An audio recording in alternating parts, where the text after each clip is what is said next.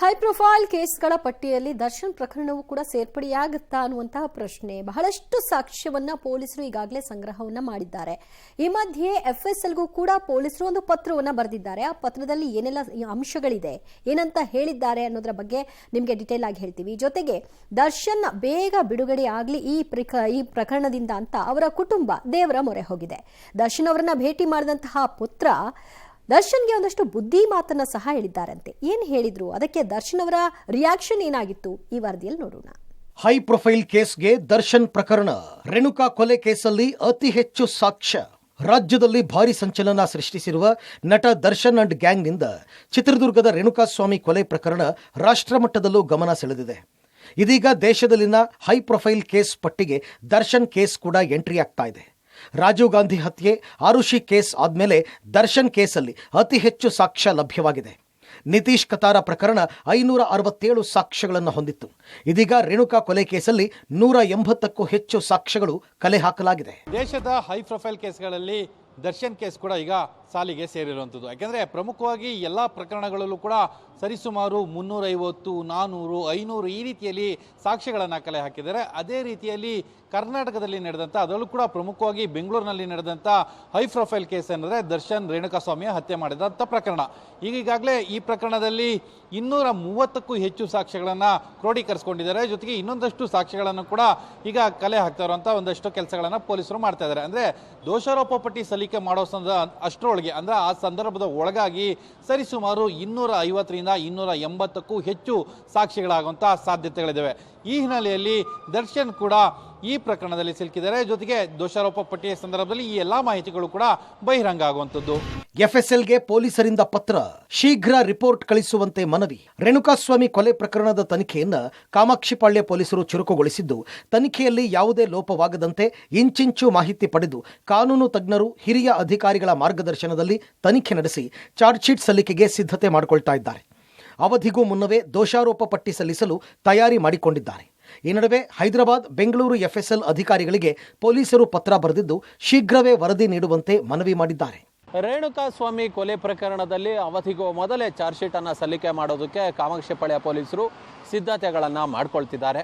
June 8ನೇ ತಾರೀಕು ರೇಣುಕಾಸ್ವಾಮಿಯ ಕೊಲೆಯಾಗಿತ್ತು. June 11ನೇ ತಾರೀಕು ದರ್ಶನ್ ಪವಿತ್ರ ಗೌಡಳನ್ನು arrest ಮಾಡಲಾಗಿತ್ತು. ಪ್ರಕರಣದಲ್ಲಿ ಒಟ್ಟಾರೆಯಾಗಿ 17 ಮಂದಿಯನ್ನು ಅರೆಸ್ಟ್ ಮಾಡುವ ಕೆಲಸವನ್ನು ಮಾಡಲಾಗಿದೆ. ಸುಮಾರು 33 ಕಡೆ CCTVಗಳನ್ನು ಕಲೆ ಹಾಕಲಾಗಿದೆ. 100ಕ್ಕೂ ಹೆಚ್ಚು ಸಾಕ್ಷಿಗಳನ್ನು ಕಲೆ ಹಾಕುವ ಕೆಲಸವನ್ನು ಮಾಡಲಾಗಿದೆ. ಹೀಗಾಗಿ ಹೈದರಾಬಾದ್ FSL ಹಾಗೆ ಬೆಂಗಳೂರಿನ FSLಗೆ ಒಂದಷ್ಟು ವಸ್ತುಗಳನ್ನು ಈಗಾಗಲೇ ರಿಪೋರ್ಟ್ಗಾಗಿ ಕಳಿಸಲಾಗಿದೆ. ಹೀಗಾಗಿ ಆದಷ್ಟು ಬೇಗ ಆ ರಿಪೋರ್ಟ್ಗಳನ್ನು ಕೊಡುವಂತೆ ಇದೀಗ ಹೈದರಾಬಾದ್ FSL ಹಾಗೆ ಬೆಂಗಳೂರಿನ FSLಗೆ ಪತ್ರ ಬರೆಯುವ ಕೆಲಸವನ್ನು ಕಾಮಾಕ್ಷಿಪಾಳ್ಯ ಪೊಲೀಸರು ಮಾಡಿದ್ದಾರೆ. 90 ದಿನಗಳ ಒಳಗಾಗಿ ಚಾರ್ಜ್ ಶೀಟನ್ನು ಸಲ್ಲಿಕೆ ಮಾಡಬೇಕು.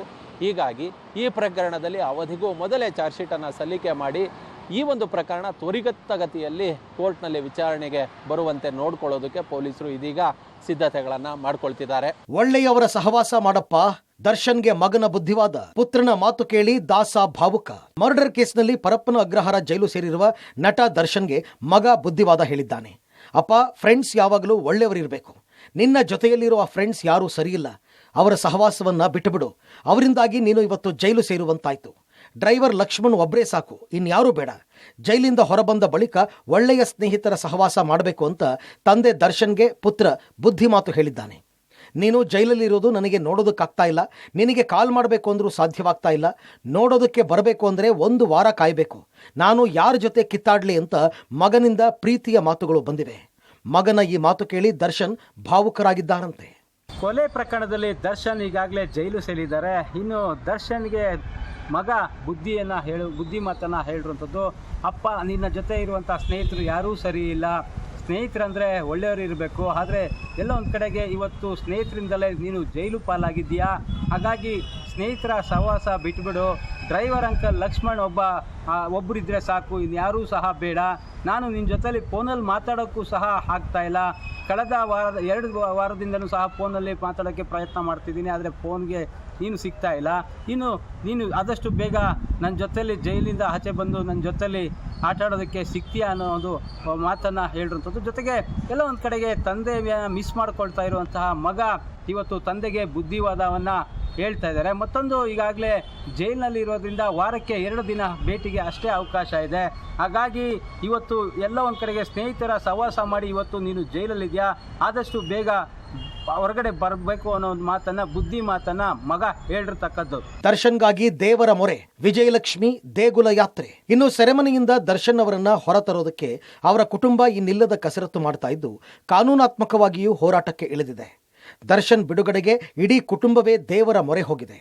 ಜೈಲುವಾಸ ಮುಗಿದು ಕಷ್ಟದ ಸಮಯದಿಂದ ದರ್ಶನ್ ಹೊರಬರಲಿ ಅಂತ ದರ್ಶನ್ ಪತ್ನಿ ಹಲವು ದೇವಾಲಯಗಳಲ್ಲಿ ಹರಕೆ ಹೊತ್ತಿದ್ದಾರೆ. ಇನ್ನು ದರ್ಶನ್ ತಾಯಿ ಮತ್ತು ಸಹೋದರ ಕೂಡ ಹರಕೆ ಹೊತ್ತಿದ್ದಾರೆ.